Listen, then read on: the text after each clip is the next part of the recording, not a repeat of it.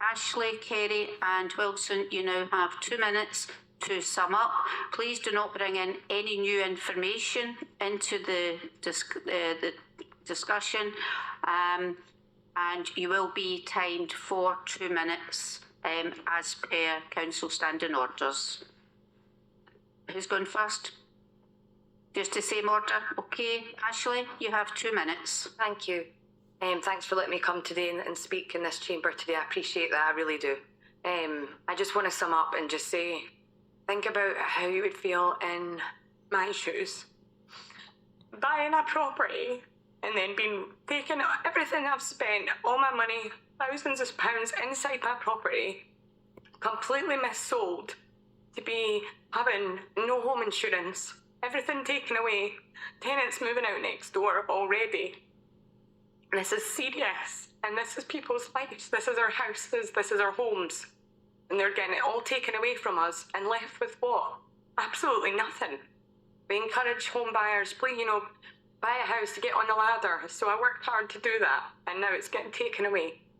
I don't want to see this happening, and I just want to see a home for a home, personally. I know you might not be able to help, but could you encourage Amond Housing to connect together as all of everybody in Livingston and West Lothian?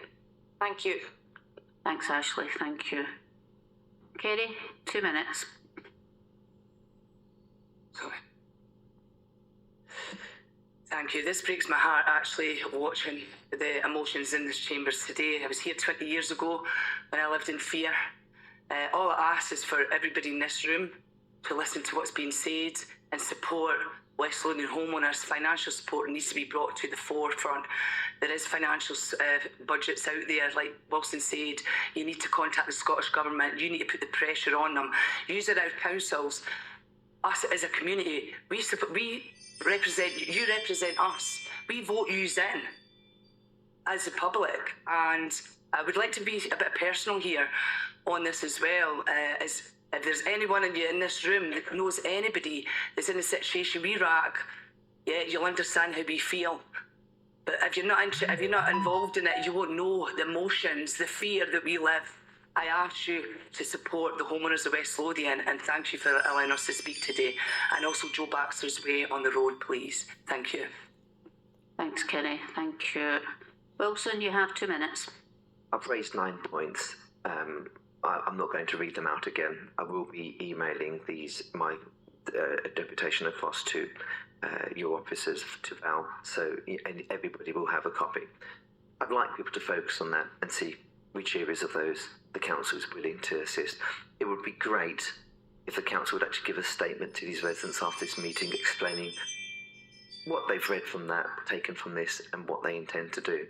I think people just want to know where they are. They've been in limbo for long enough.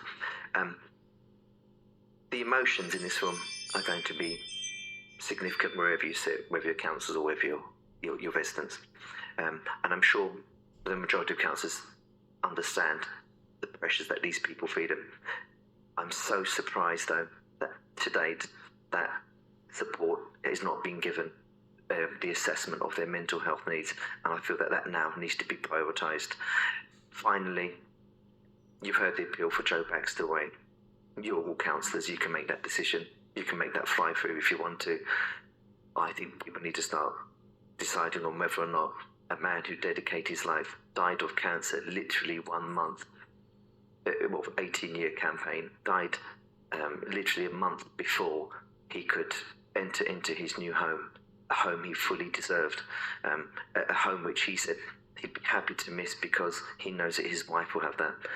That man deserves some honouring, and potentially your council can do that one good thing today. Thank you. Thank you.